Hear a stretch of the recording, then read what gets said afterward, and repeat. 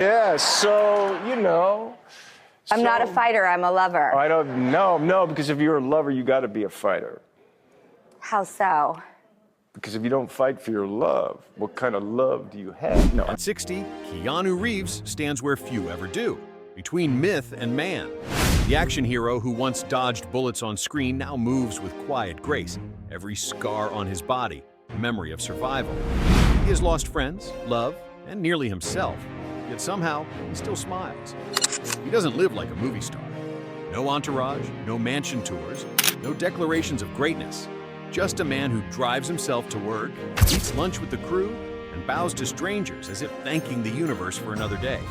But how did the loneliest man in Hollywood become the world's most beloved soul? What did he lose? And what did he find in all those years of silence? And what secret keeps Keanu Reeves standing when everyone else would have fallen? A turbulent childhood. Keanu Reeves was born in 1964 in Beirut, Lebanon, a city where war and music somehow coexisted. His father was a Chinese-Hawaiian geologist, his mother a free-spirited English dancer and costume designer. They met in the fleeting heat of youth and parted soon after Keanu learned to walk.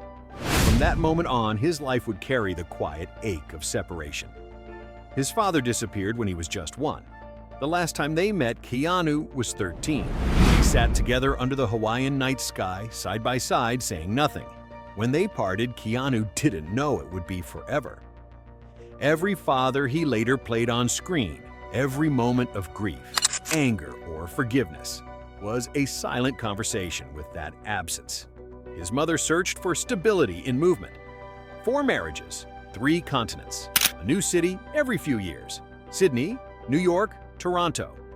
In those cramped apartments filled with artists, rock musicians, and dreamers, young Keanu found his first education. Alice Cooper once babysat him.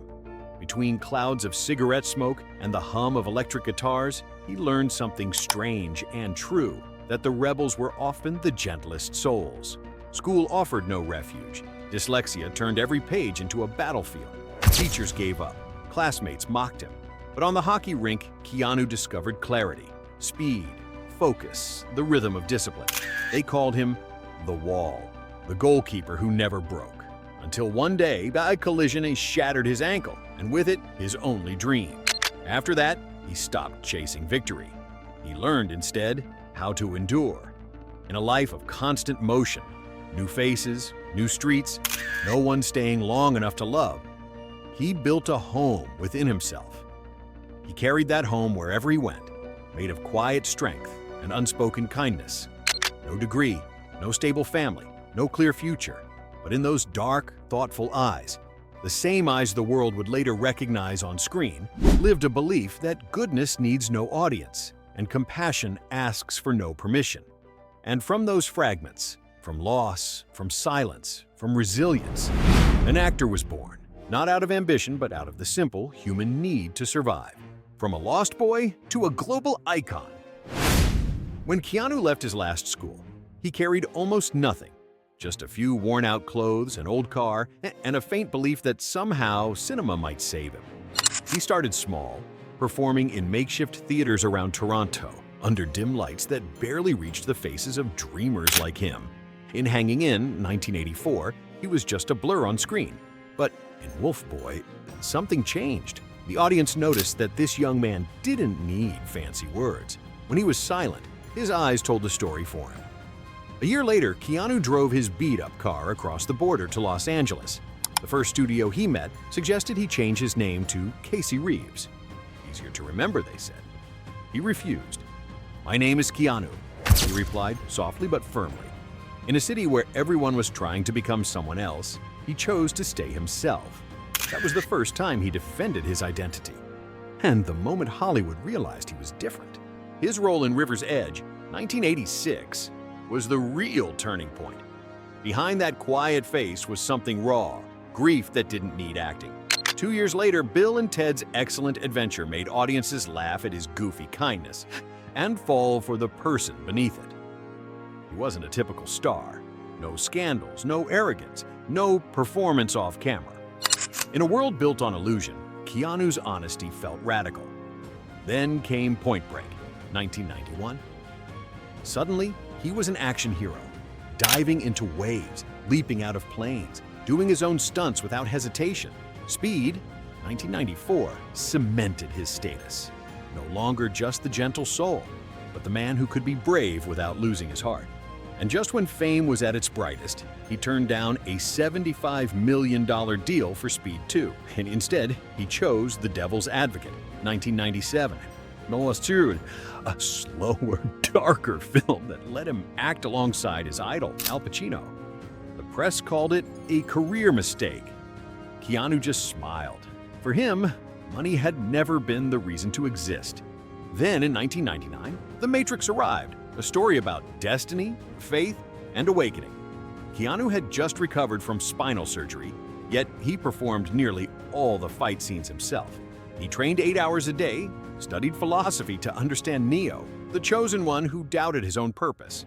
In many ways, Neo was Keanu, a lost soul searching for a reason to believe in the world again. Hollywood began calling him the gentle rebel, the quiet revolutionary. Amid flashing lights and red carpets, he stayed humble, polite, almost out of place. But behind the calm exterior was a private sadness. His father was in prison for drug charges, and his closest friend River Phoenix was slipping away to addiction. Keanu seemed to live on the edge of two worlds, glory and grief, never fully belonging to either. He never chased power or fame. What he sought was something simpler, the feeling of being real, even for a moment. And then, one Halloween night in 1993, the phone rang. On the other end was the call he would never forget, the night the light in Keanu Reeves' world began to break, the pain that has no name. On Halloween night, 1993, Los Angeles glowed in neon. Outside the Viper Room, the nightclub co-owned by Johnny Depp, a young man collapsed on the sidewalk. It was River Phoenix, Keanu Reeves' closest friend. They had shared everything: long road trips across America, dreams of making films, sleepless nights talking about fame, fear, and loneliness. River died of a drug overdose. He was only 23. When the news reached Keanu, he didn't cry. He just sat alone for hours, staring out the window. There was no grand funeral, no public statement. Then he disappeared for months. The press called it a strange silence. But for Keanu, silence was the only way not to fall apart. When he finally returned to the screen in The Matrix a few years later, the smile was different. In Neo's eyes, there was a quiet fracture. Something real, something no actor could fake. And yet, tragedy was not done with him. In 1999, Keanu met Jennifer Syme, a bright, kind production assistant who had worked with David Lynch. They fell in love quietly, far from the noise of Hollywood. Later that year, Jennifer became pregnant. For the first time in years, Keanu allowed himself to believe that life could be gentle again. But in December, at 8 months pregnant, their daughter, Ava Archer Syme Reeves, was stillborn. Within weeks, their apartment turned into a space filled with silence and shadows. Keanu packed away the toys that would never be used and vanished once more. Jennifer tried to carry on, but in 2001, she lost control of her car on Mulholland Drive. The vehicle hit a median. She died instantly. Just days earlier, they had seen each other, talked like old friends. No one knew it would be their last goodbye. That shock nearly destroyed what was left of him. Keanu walked away from multi-million-dollar contracts, refused interviews, and retreated from Hollywood. He spent his days riding his motorcycle across empty highways, sleeping in cheap motels, reading about grief and the meaning of pain. And yet, even then, when he seemed to have lost everything, he never stopped caring for others. His sister, Kim Reeves, was battling leukemia. Keanu sold his house to live near her, covered her treatment costs, and quietly founded a cancer research fund in her name, but never attached his own. "I don't want my name to taint something good," he once said. Physically, he was suffering too. The spinal injuries from The Matrix required multiple surgeries. The pain was constant, but he never complained. When asked why he kept working, he simply answered, "Because I still can." From the outside, Keanu Reeves looked like a man of few words, perpetually alone. But inside, he carried the memory of those he had lost, as if they were still alive through every role he chose, every quiet act of kindness he performed. He didn't break down, he chose silence. And from that silence, something began to grow. A slow, steady rebirth that would, against all odds, turn the fallen man into a legend once more. The man who rose from the dark. 10 years after a decade of loss, Keanu Reeves returned, quietly, without fanfare or announcement. When John Wick premiered in 2014, most viewers thought it was just another action film. But for Keanu, it was something else entirely. His own story retold through guns, grief, and solitude. A man who had lost his wife, his home, and his dog. The last living symbol of a love now gone. It wasn't just a movie, he said. It was grief wearing a suit. He trained himself in martial arts, drove every chase, took every fall. Broken arms, dislocated shoulders, cracked knees. He bore them all, but he never stopped. With every punch and every drop of blood, audiences saw something Hollywood could never script. A man fighting not to win, but simply to stay alive. The film became a global success, spawning an entire John Wick universe. Yet even at the height of its fame, Keanu refused to play the Hollywood game. He split his earnings with the stunt team, gifted each member a Rolex engraved with JW4, and bought Harley-Davidson motorcycles for the crew who made the impossible look effortless. When the media dubbed him Saint Keanu, he just smiled and shook his head. There was no sainthood, only a man who had lost too much and therefore understood the quiet grace of giving. Few knew that all along he had continued funding the anonymous cancer foundation he'd founded decades earlier for his sister. His name was nowhere on it. He never gave interviews about generosity. When asked why, he said simply, "I help because I can, not because anyone needs to know." In an era warped by illusion and algorithms, Keanu chose the harder path, to remain real. He spent thousands each month protecting fans from fake accounts and openly opposed AI companies using his likeness.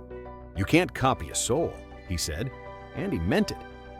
Beside him stands Alexandra Grant, an artist, a longtime friend who became his quiet companion. No lavish wedding, no headlines, just two people choosing to stay when there was nothing left to prove. "She's my home," he said, a simple sentence that carried a lifetime of searching for belonging. By 2025, Keanu was on the Broadway stage, performing 8 shows a week, still wearing a knee brace. Every night, he bowed deeply to the audience, not as an action star, but as a man who had walked through darkness and still found gentleness on the other side. He didn't come back to prove his strength. He came back to remind us that kindness can survive, even in a world that has forgotten how to feel. The man who never really left. At 60, Keanu Reeves is no longer just an action star. He's a symbol of resilience and quiet grace. The scars on his body are no longer remnants of stunts or fight scenes, but a map of a life that has endured everything: loss, pain, and rebirth. Many thought John Wick would be his final role. Yet he continues. Despite weak knees and lingering injuries, he agreed to return for John Wick 5. When asked why, he simply said, "I still have one story left to tell." In an era of CGI superheroes and $100 million contracts, he still chooses simplicity, driving himself to set, bringing food for the crew, sitting with them instead of retreating to a private trailer. The awards have come: the Inkpot Award, the Lance Reich Legacy Award, and numerous humanitarian honors. But Keanu's reaction never changes. A smile, a bow, a quiet thank you. And he has never chased recognition. For him, the goal isn't to be remembered, but to live truthfully, to keep faith with what he believes. Online, a new generation calls him the internet's favorite human. Every photo of him kneeling beside fans, every humble interview clip becomes a small cultural moment. Proof that in a weary, cynical world, kindness can still feel like a miracle. And then, during a small interview in New York, someone asked, "What do you still hope for in the future?" Keanu smiled, eyes soft as evening light. "Yes," he said, and yes. No explanation, no elaboration, just 2 words, a philosophy in miniature: acceptance and continuation. He once said, "The people who love us will miss us. Perhaps that's how he wishes to leave this world. Not with noise or tears, but through the gentle memory he leaves behind. Keanu Reeves never truly fell. He simply stood up. Slower this time, but stronger. And perhaps, in a world grown cold, kindness itself is the last way left for us to survive the wreckage. Because, as he has quietly proven, even when everything else fades, Keanu Reeves remains.